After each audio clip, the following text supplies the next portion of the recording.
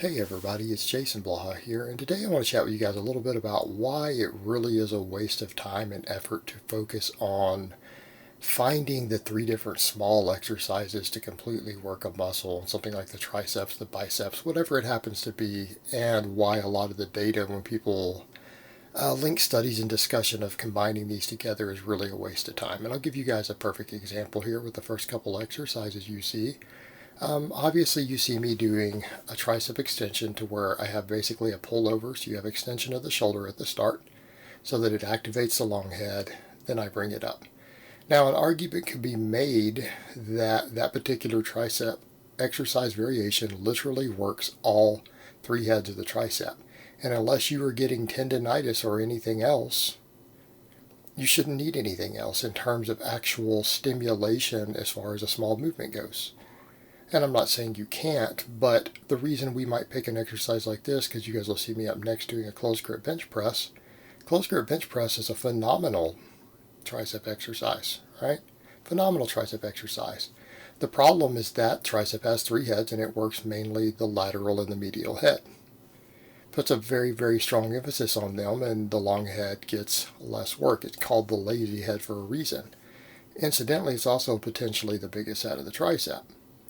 So an exercise like this that works that can have a lot of benefits. You guys will see me here cranking out a quick set of 10 on closed grip bench after my max work.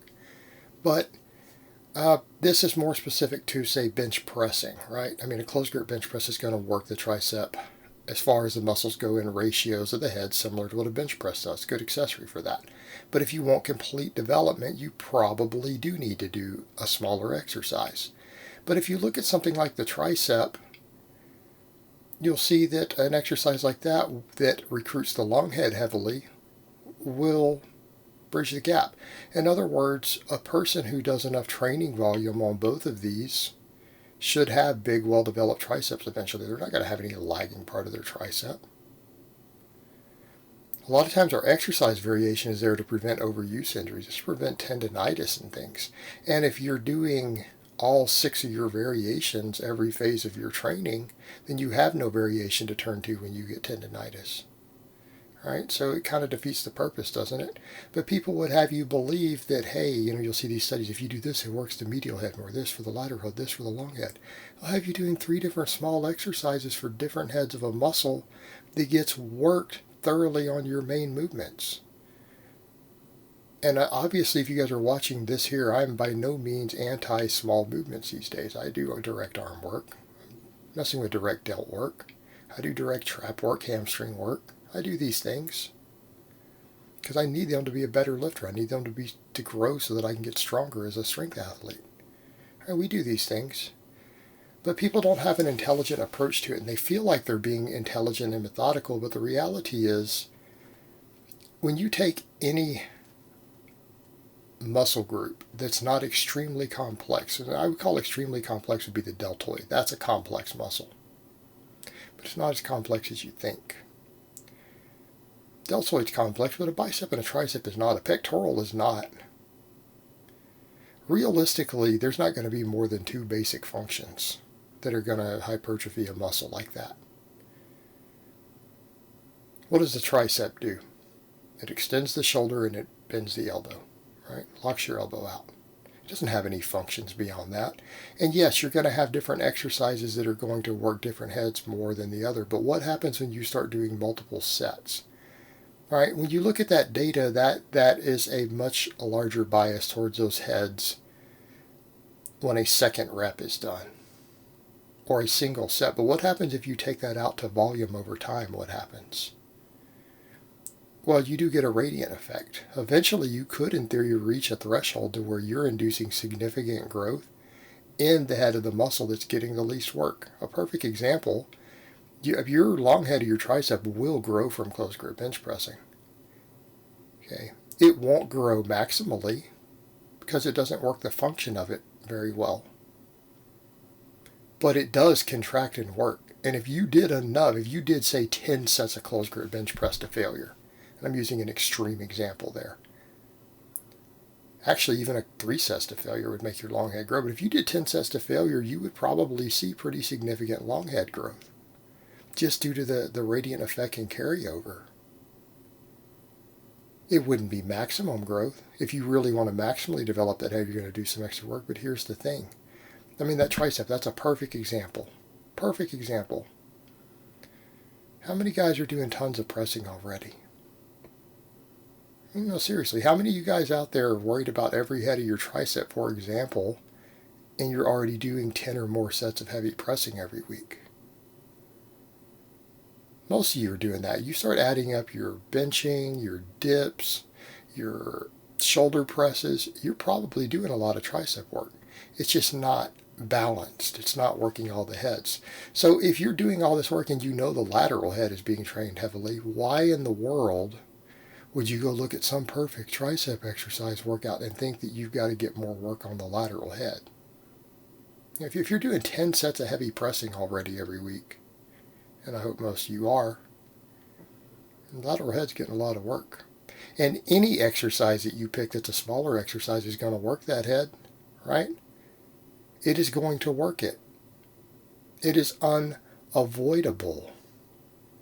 It just won't be a priority as much.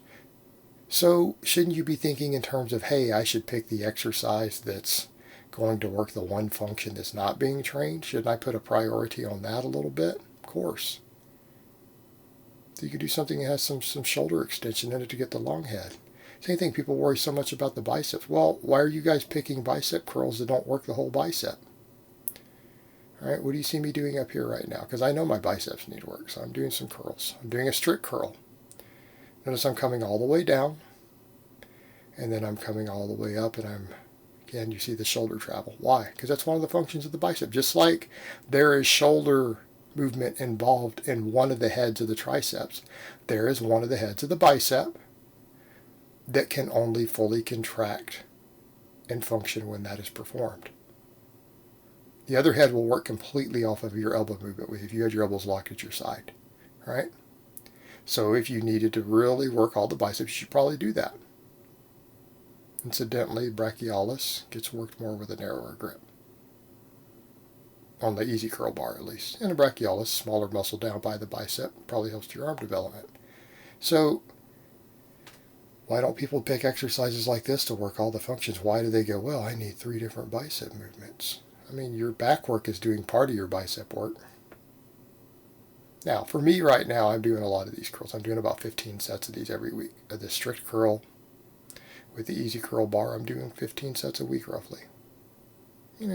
Sometimes a little less because some days I only want to do 4. But 12 to 15 sets of those every week because I need the bicep work. But I do a ton of rowing. Your rows and chin-ups are going to handle part of your bicep development. Right? So why aren't you guys looking at the functions that maybe aren't being worked as much? Or pick one good exercise, right? Pick a good exercise that completely works the muscle top to bottom.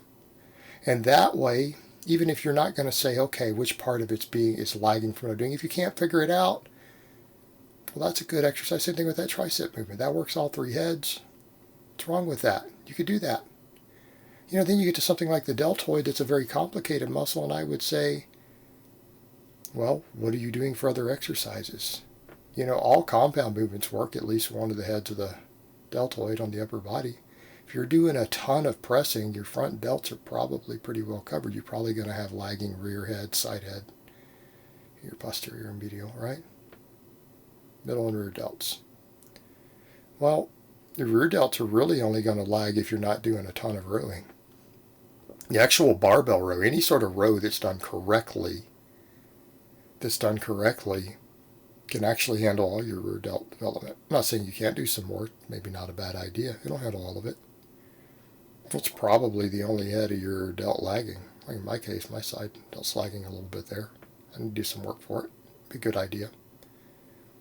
You really need to focus on all 3 heads. If you're having to focus on 2 out of the 3 heads on something like a deltoid that is a complex muscle with very different functions, where you're not going to find a single exercise that works all 3 heads. They don't really exist because of the nature of the muscle. What are you doing with your big movements? You might want to reassess what you're doing with your big exercises. Like I can tell you right now, if your rear delts are lagging, I can promise you your mid-traps and rhomboids and everything else are lagging too. As a general rule, you're not working your upper back enough. Right? You're not working your upper back enough if that's the case. So here's the point. Do we really need all these different exercises to figure out, oh, I need 7 different? No. Figure out what's lagging and hit it. Or pick a good, smaller exercise that does what you need it to do and train it into the ground.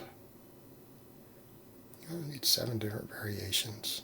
And that's the thing that's frustrating. People act like they're spreading some amazing knowledge because they'll produce a study or something showing, oh, this is how we target each of these heads. It's like, you know what? I promise you on every one of those muscles, at least one of those heads is being maximally stimulated already with your other compound movements. And you just need to figure out what's lagging. You need to figure out what's being underworked. And when you're picking these smaller exercises, figure out what's actually being underworked and hit that. Or, like I said, pick one good exercise that just works the whole muscle completely and you should be good to go. Just my opinion. It's simpler that way. It'd be a lot easier. Alright guys, well that's really all I have to say on that today. I hope it's been informative, and I will talk to you guys next time.